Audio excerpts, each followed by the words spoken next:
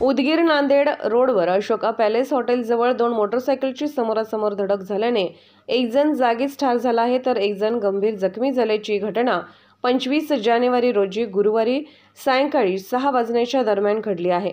सूत्रांकडून मिळालेली अधिक माहिती अशी की नांदेड उदगीर रोडवर दोन मोटरसायकलची समोरासमोर धडक बसल्याने या अपघातात वायरमन रवी घोटाळवाड वय 30 वर्ष राहणार हंडरगुडी हे जागीच ठार झाले तर उदगीर ग्रामीण पोलीस ठाण्यात पोलीस कॉन्स्टेबल पदावर कार्यरत असलेले पोलीस कर्मचारी परमेश्वर वागदकर हे गंभीर जखमी झाले असून त्यांची प्रकृती चिंताजनक असल्याची माहिती सूत्रांनी दिली आहे। पोलीस कॉन्स्टेबल वागदकर यांच्यावर उदगीर येथील उदयगिरी रुग्णालयात उपचार सुरू असल्याची माहिती सूत्रांनी दिली आहे। जिल्हा प्रतिनिधी नागनाथ ससाणे, लातूर। चॅनलला आता आपण ट्विटरवरती देखील फॉलो करू शकता। तसेच जागृत महाराष्ट्राच्या वेबसाईटला भेट देण्यासाठी गुगलवर टाईप करा www.jagrutmaharashtranews.com। तसेच जागृत महाराष्ट्राला ट्विटर, इंस्टाग्राम, फेसबुक आणि यूट्यूबला फॉलो करा। तसेच बातम्यांना लाईक आणि शेअर करायला विसरू नका।